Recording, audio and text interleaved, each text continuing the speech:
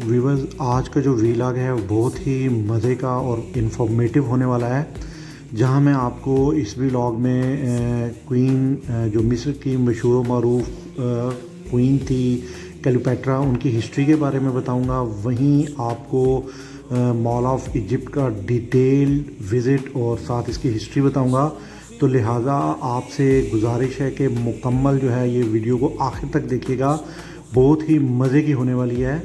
तो दोस्तों चलते हैं फिर अपनी वीडियो की तरफ और आपको दिखाते हैं फिर।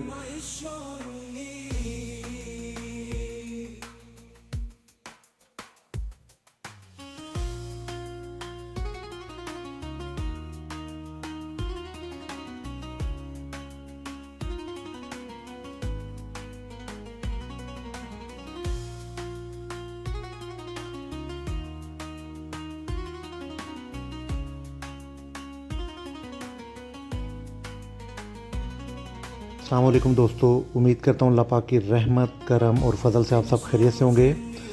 दोस्तों आपने मेरे पिछले व्लॉग्स में देखा होगा, जैसा मैंने आपको एहराम मिस्र का जो है वो विज़िट करवाया। हमने देखा कि कई हज़ार साल पहले जो मिस्र के बादशाह थे उनका रहन सहन और उनकी मौत के बाद जो थे उन्हें कैसे मकबरों में जो है वो दफन किया गया। दोस्तों इस वक्त चूँकि मैं मिस्र के दौरे पे हूँ, तो जहाँ उस वक़्त के फ़ारोज़ और फ़िरौनों का जो है वो मैंने मकबरे आपको दिखाए और एक बड़ी मशहूर तारीख़ी मुकाम है उसका। तो इस सिलसिले में जो मिस्र की मलिका थी यानी क्वीन क्लेओपेट्रा का ज़िक्र ना करना जो है वो नाइंसाफ़ी होगी। वैसे तो अभी मैं जा रहा था आपको एक बड़ा मशहूर मॉल है यहाँ, मॉल ऑफ इजिप्ट, वो दिखाने। रास्ते अभी लंबा था, ड्राइव जो थी वो काफ़ी लंबी थी, तो मैंने कहा क्यों ना आपसे जो है वो ज़िक्र किया जाए और इसकी हिस्ट्री के बारे में कि क्वीन क्लेओपेट्रा के टाइम पे इजिप्ट कैसा था। और आज तो मैं आपको लाइव दिखाऊंगा। तो चलें दोस्तों, बात करते हैं क्लेओपेट्रा के मिस्र की और आज के मिस्र की। दोस्तों क्लेओपेट्रा जो है वो आम फहम में बाप से मोहब्बत करने वाली देवी को कहा जाता है।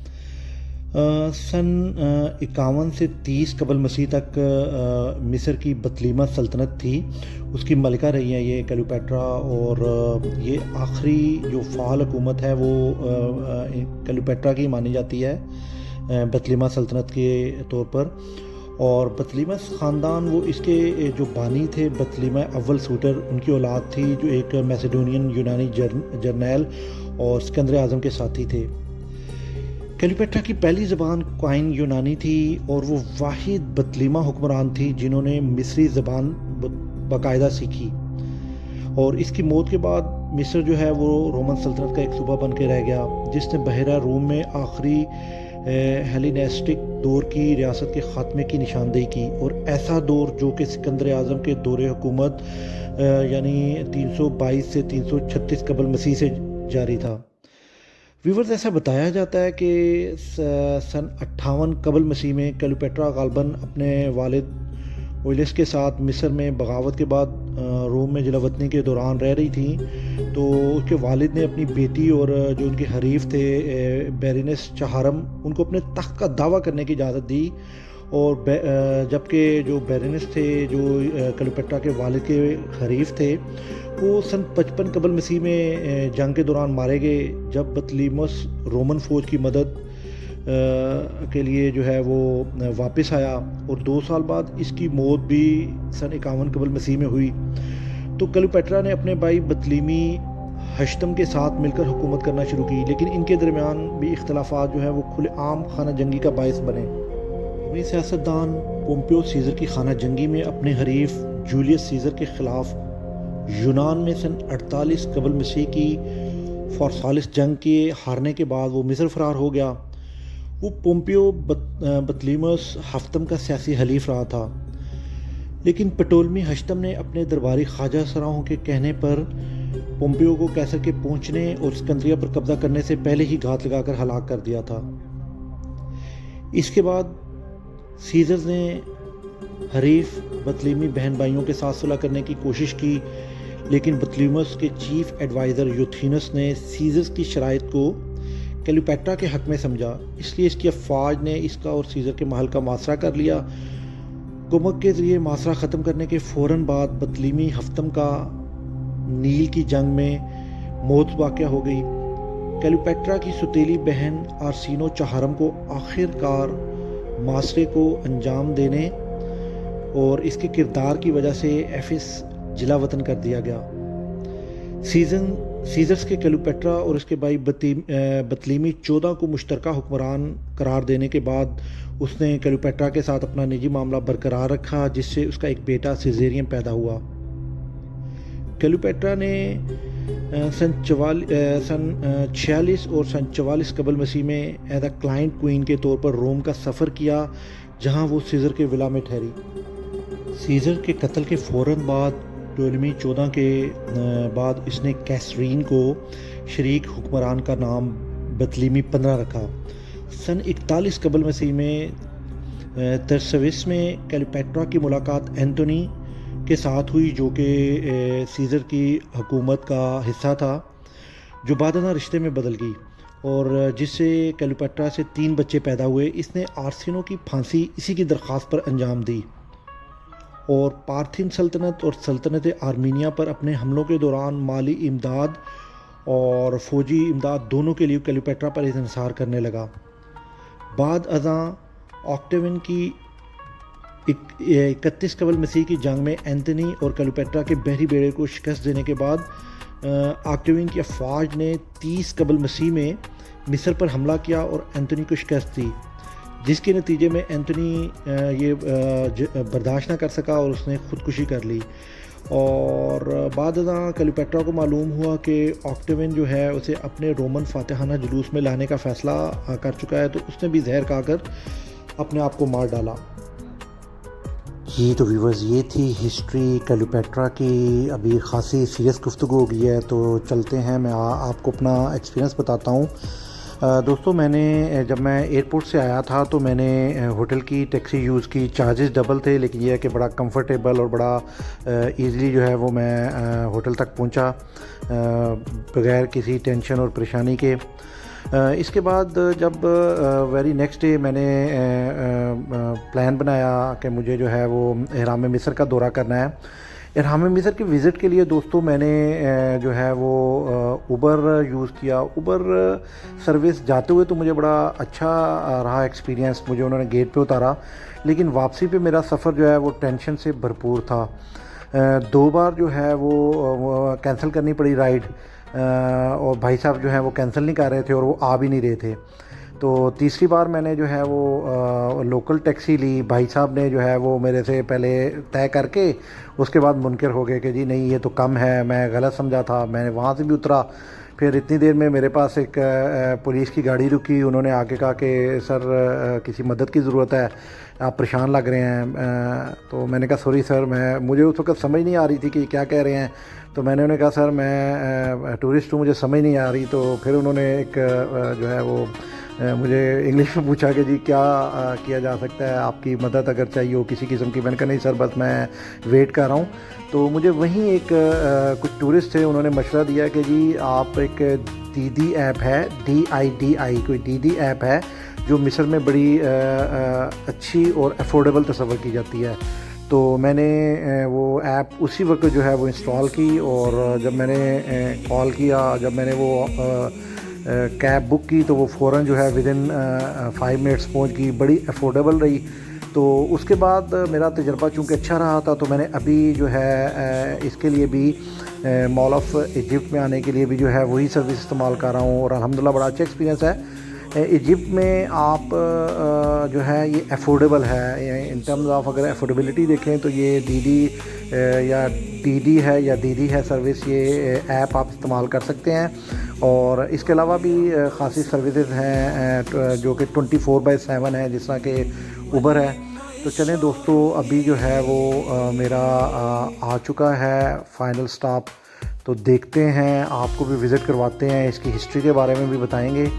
तो देखते हैं अब भाई साहब हमें कहाँ उतारते हैं।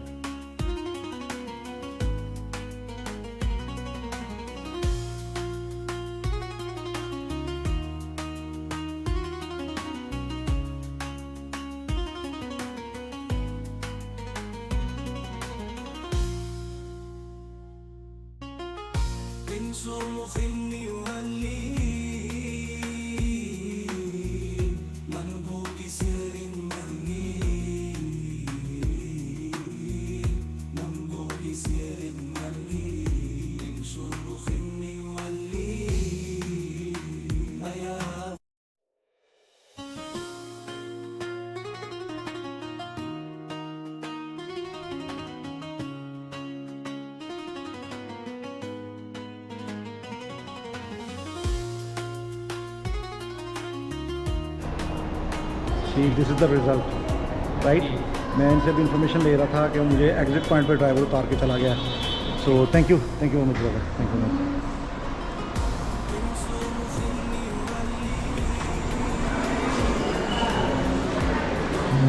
दोस्तों अभी मेरे ख्याल से मैं ग्राउंड फ्लोर पे हूँ।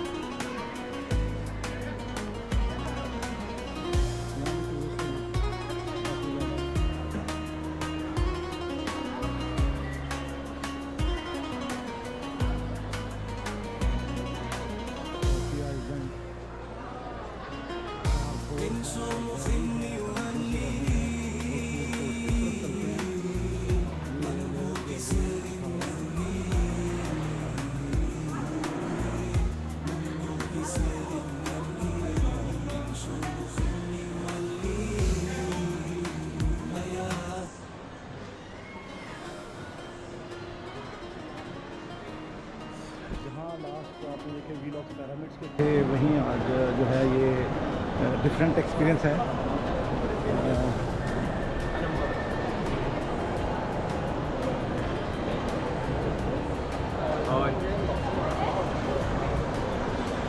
Where are you from?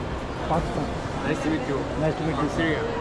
Thank you very much, see you इंशाल्लाह। Thank you very much.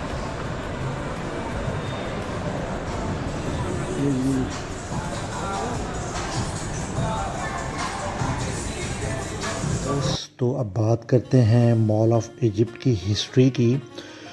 तो मॉल ऑफ इजिप्ट जो है वो मिस्र का एक शानदार शॉपिंग मॉल है, जैसा कि आप देख रहे हैं। इसका जो एड्रेस है ये डिस्ट्रिक्ट 6 अक्टूबर गवर्नेट मिस्र में वाक़ है और काहिरा शहर के मरकज़ से आलमोस्ट 32 किलोमीटर मगरिब में वाक़ है दोस्तों। ये मिस्र में अपनी नोयत की पहली जो है वो ख़रीदारी की मंजिल या आम फहम में अपनी तर्ज का पहला मुकम्मल आरास्ता शॉपिंग मॉल है दोस्तों। मॉल की मलकियत और इंतज़ाम बहुत ही मशहूर बिज़नेस ग्रुप है माजिद अल फुतैम ग्रुप के पास है, जो पूरे मशरिक़ वस्ता और शुमाली अफ्रीका के इलाके में काम करता है। मॉल ऑफ मिस्र 6 अक्टूबर को अल वहाट रोड पर वाक़ है और जो कि 1,65,000 मुरबा मीटर के मजमूई लीजेबल एरिया जो कि GLA के साथ हुआ है, इनका एक मुमताज़ हैसियत का हामिल मॉल है दोस्तों। मॉल ऑफ मिस्र में कुछ मुकामी और कुछ बैनुल अक़वामी फूड चेन्स हैं। मज़ीद बरा मॉल में बड़े डिपार्टमेंटल स्टोर के साथ साथ दीगर फैशन तर्ज़ ज़िंदगी, खेल, electronics, fine dining, home furnishing के डिफरेंट आउटलेट्स हैं। अगर रसाई की बात की जाए यहाँ पहुँचने की, तो वहाट रोड तक बराह रास्त रसाई के साथ मॉल में तकरीबन दोस्तों 6,500 कार पार्किंग की स्लॉट्स मौजूद हैं।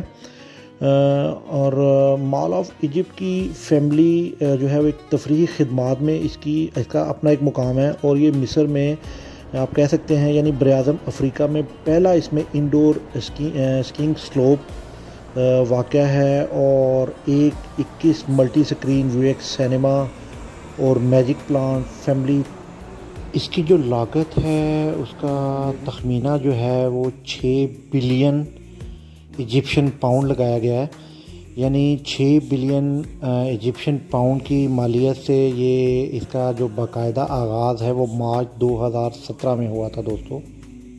अभी व्यूअर्स जैसा कि आप देख रहे हैं, मैं अभी जो है वो ग्राउंड फ्लोर कह सकते हैं आप, अभी वही विज़िट कर रहा हूँ। तो इसमें ज़्यादातर जो है वो मैंने देखा है कि स्पोर्ट्स जिम्स के हवाले से जो है इक्विपमेंट और डिफरेंट जो हैं वो क्लोथिंग के ब्रांड्स हैं और उसके अलावा एक फ़ेमस ब्रांड है कारफोर वो उनकी मार्केट है अंदर ख़ासी बड़ी, और सेंटर में जो है वो डिफरेंट जो है आउटलेट्स हैं परफ्यूम्स वगैरह के और डिफरेंट वो। तो मेरे ख़्याल से जब ऊपर वाले फ्लोर में फर्स्ट फ्लोर में जाएंगे तो इंशाल्लाह वहाँ जो है आपको डिफरेंट जो है वो फूड कॉर्नर या फूड कोर्ट जो है वो गालबन मिलेगा, और ज़्यादातर जो होम अप्लाइंसेस या होम डेकोरेशन है वो भी गालबन सेकंड फ्लोर पे ही मुतवक्के हैं मौजूद होंगे।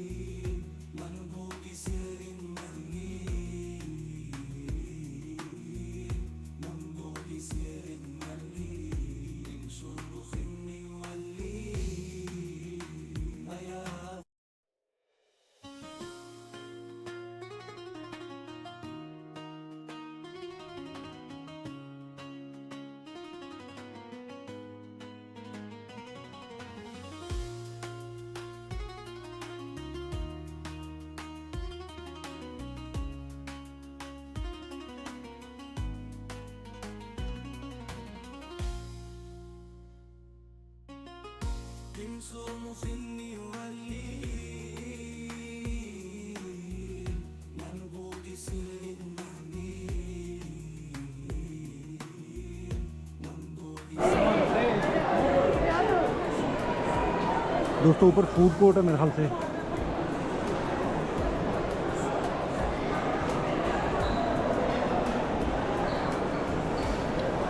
वोडाफोन मॉल में ये फ़ायदा होता है कि सारी चीज़ों की आपको हर वक्त जो है ना, जब तक ये क्लोज़ नहीं होता आपको हर चीज़ जो है वो मिलती है। ये मेरे ख्याल से सारा इस साइड पे तो कार खो रही है पूरा, वो कह रहा था कि इसकी वीडियो अलाउ नहीं है, ये सारा कार खोर है।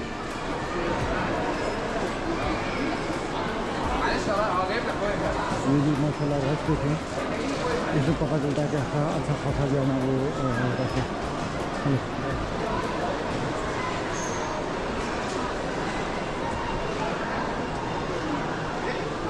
मोस्टली टूरिस्ट और उनका पता ही नहीं चलता किसको है।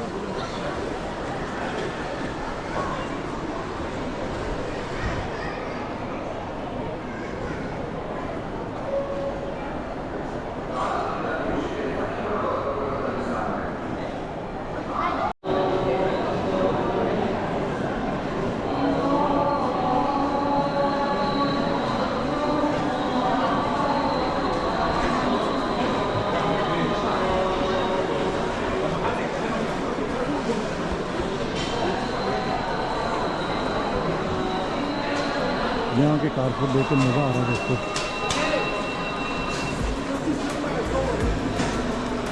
अभी एक सिक्योरिटी वाला आया था, कह रहा था कि फ़ोटो अलाउ नहीं है, तो मैंने उसे कहा जी मैंने तो एग्जिट से जो है वो पूछा है, कह रहे थे जी आपने अलाउ नहीं है फ़ोटो। तो मैंने कहा जी मैंने तो सिक्योरिटी से पूछा, तो उन्होंने कहा वैसे भी टूरिस्ट हूँ, अगर हमें अलाउ नहीं है तो फिर तो मुश्किल हो जाएगा। तो करना क्या वैसे मॉल में आके हम लोगों ने।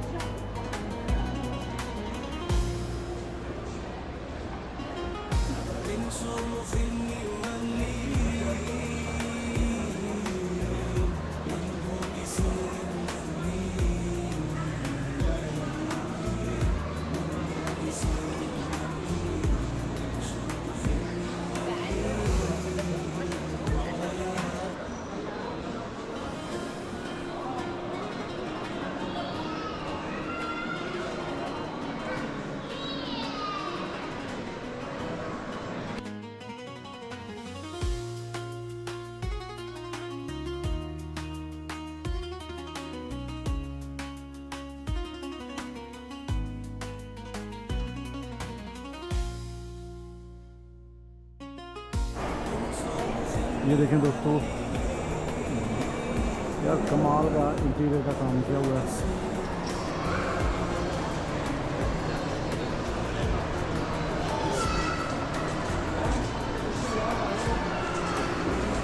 चलते हैं सर।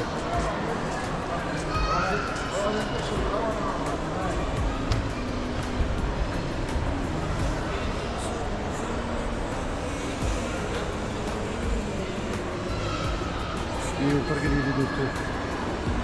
फिर फूड कोर्ट का देखते हैं ऊपर वाली मंजिल पे, पता चलेगा।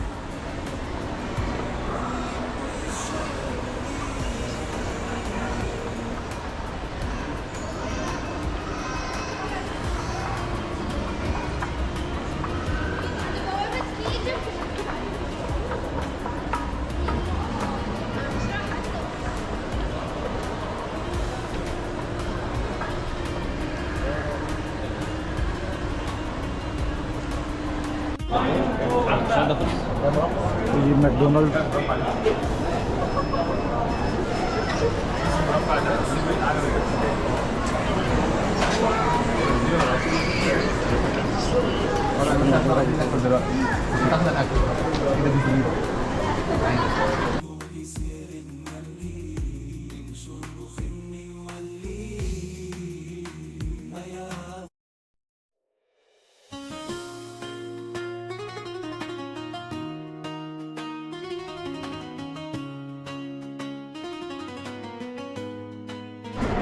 दोस्तों भी मैंने जो है वो मैकडोनल्ड्स का ऑर्डर किया था, बर्गर, चिप्स और साथ कोल्ड ड्रिंक। तो फ्रेश आया है, देखते हैं भी।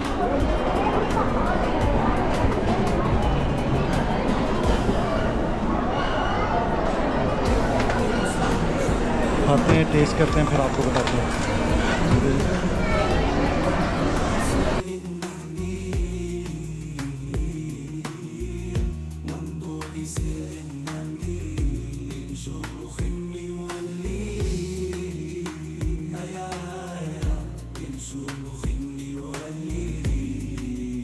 दोस्तों, इंटरनेशनल फूड चेन्स का यही एक मज़ा है कि पूरी दुनिया में आप जहाँ भी खाएंगे ऑलमोस्ट जो है वो फूड का टेस्ट ऑलमोस्ट सेम होगा। मैकडोनल्ड और जो दूसरे कुछ आउटलेट्स थे वो एक साइड पे थी, बाकी एक ख़ासा बड़ा फूड कोर्ट है। चूँकि यहाँ परमिशन नहीं थी वीडियो की, इसलिए मैंने जो है वो फ़ोटोग्राफी के ज़रिए जो है कोशिश किया कि आप तक जो है वो पहुँचा सकूँ।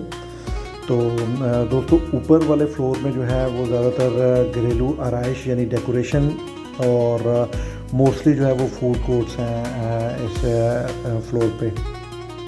और व्यूअर्स, ये आप मेरे पीछे देख सकते हैं, ये इंडोर जो है आइस किंग कुछ बना हुआ है, बच्चों की तफरीही जो है वो मुकाम है। ये कॉर्नर में इसके मॉल ऑफ जो इजिप्ट है, इसके कॉर्नर में ग्राउंड फ्लोर पे मौजूद है।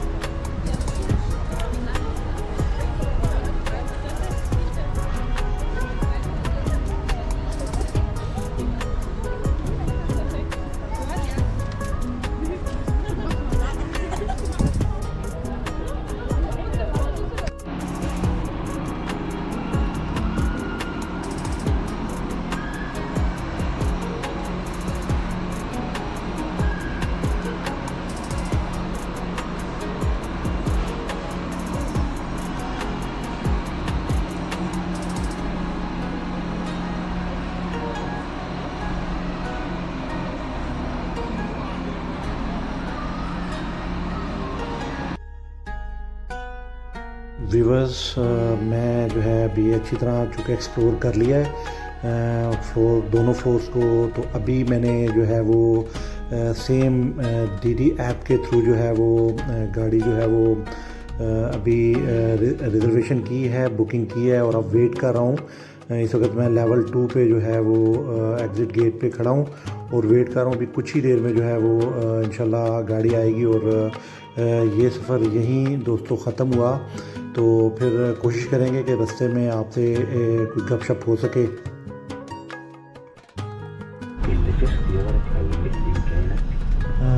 दोस्तों, इस वक्त जो है 9:10 हैं। मुझे मेरी सुबह की फ़्लाइट है तो मुझे निकलना था, इसलिए फिर ये तो तकरीबन 11:30-12 तक है। Mall of Egypt. ये अहमद भाई हैं। How are you brother Ahmed? Good. या इनको मैंने अभी राइड ली थी, तो राइड प्लाजा होटल तक की। तो अब मैं आपको दिखाता हूँ। ये बाकी सीट से निकल रहे हैं, पार्किंग खासी बड़ी है। بدأوا يشوفوا إنه أبوهم بيكتب الأب مثلا راجل متشائم طول الوقت بيعنفهم طول الوقت दोस्तों इसमें 2 लेवल हैं, A2 और D2। तो फिर D1 और D2 इसमें जब आपने सेलेक्ट करना है तो वो पूछते हैं। जो D सीरीज़ है वो मोस्टली नीचे ग्राउंड लेवल पे है, और कुछ जो है वो अपर फ्लोर है। وفي جزء تاني أو في حد تاني مثلا صور ما أثرش عليه خالص الكلام ده وعارف ابطال خلي بالك من الموزة. اوكي حتى لو كده تلاقي تضربنا يعني. ولكن في يوم وعرف ازاي انه يمنع काहिरो की शाम है تأثير على نفسه وانت منع व्यूअर्स, उम्मीद करता हूँ आज की जो मेरी काविश है, मेरा वीलॉग है, आपको पसंद आया होगा। काइंडली जो है वीडियो को पूरा देखा करें, और मेरी वीडियो को लाइक करना, शेयर करना मत भूलिएगा। जिन दोस्तों ने अभी तक मेरे चैनल को सब्सक्राइब नहीं किया, काइंडली सब्सक्राइब कर दीजिएगा। और मिलते हैं फिर आने वाली वीडियो में। अपना ख्याल रखिएगा।